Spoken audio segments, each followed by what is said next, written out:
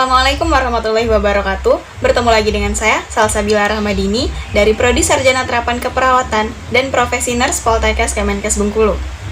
Pada kesempatan kali ini, saya akan menjelaskan materi tentang pembuluh darah arteri, vena, dan kapiler, serta denyut nadi arteri untuk menghitung denyut nadi.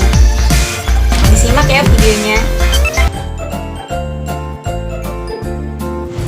Pertama, pembuluh darah arteri merupakan struktur yang berdinding tebal yang mengangkut darah dari jantung dan disebarkan ke seluruh tubuh melalui cabangnya. Arteri memiliki diameter kurang lebih 25 mm sampai 1 inci. Arteri memiliki banyak cabang, dan pembuluh arteri yang paling besar adalah aorta. Dinding arteri terdiri dari 3 lapisan, yaitu intima, media, dan yang ketiga adventitia. Yang pertama yaitu intima, merupakan lapisan tipis halus yang berhubungan langsung dengan darah yang mengalir. Kemudian media merupakan bagian besar dari dinding pembuluh darah di aorta dan arteri besar lainnya. Dan yang terakhir ada adventitia, merupakan jaringan ikat yang mengikat pembuluh darah dan jaringan ikat lainnya. Fungsi dari adventitia juga sering disebut pembuluh nadi, karena berfungsi membawa darah yang kaya akan oksigen dari jantung ke seluruh tubuh. Selain itu juga berfungsi mengangkut zat-zat nutrisi yang dibutuhkan oleh tubuh kita. Pembuluh darah vena terdiri dari 4 jenis.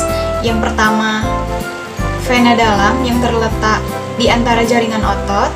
Kemudian yang kedua, vena superficial yang terletak di dekat permukaan kulit. Lalu ketiga, vena pulmonal, bertugas untuk membawa darah yang kaya dengan oksigen dari paru-paru menuju jantung. Dan yang terakhir, vena iskemik, vena yang terletak di seluruh tubuh, bertugas untuk membawa darah yang tidak mengandung oksigen kembali ke jantung. Pembuluh darah kapiler berdiameter antara 5 sampai 10 mikrometer. Hampir mirip dengan eritrosit, kapiler disebut juga sebagai tempat pertukaran air, larutan, mikromolekul, antar zat, dan jaringan ke darah, karena dindingnya yang tipis dan aliran darahnya yang lambat. Pembuluh darah kapiler terdiri atas 3 jenis, yaitu kontinu, fenestrasi, dan sinusoidal. Kapiler kontinu merupakan kapiler yang paling umum ditemukan di banyak organ jaringan, seperti pada otot, paru-paru, sistem syaraf pusat, kulit, jaringan ikat, dan endokrin. Kemudian ada kapiler fenestrasi, banyak dijumpai pada jaringan tempat berlangsungnya pertukaran zat secara cepat antara jaringan dan darah. Dan yang terakhir ada kapiler sinusoidal. Kapiler ini ditemukan di dalam hati dan organ hemakopoletik seperti sumsum tulang dan limfa. Fungsi pembuluh darah kapiler ialah memfasilitator pertukaran oksigen dan karbon dioksida antara sel-sel darah merah dan jaringan tubuh.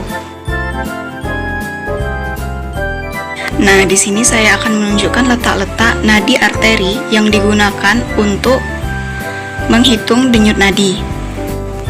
Pertama, ada superficial temporal artery yang terletak di pelipis, kemudian ada facial artery yang terletak di sekitar wajah, dan ada common carotid artery yang terletak di sekitar leher, kemudian ada brachial artery yang terletak di lipatan siku, kemudian ada radial artery yang terletak di pergelangan tangan, kemudian ada femoral artery yang terletak di antara paha, kemudian ada popliteal artery terletak pada lipatan lutut, kemudian ada posterior tibial artery yang terletak di antara tulang tibia, Dan yang terakhir ada dorsal pedis arteri yang terletak pada punggung kaki.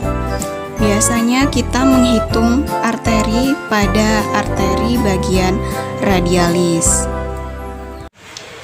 Sekian materi saya pada kali ini. Apabila ada kekurangan saya mohon maaf. Saya akhiri. Wassalamualaikum warahmatullahi wabarakatuh. Bertemu di video selanjutnya ya.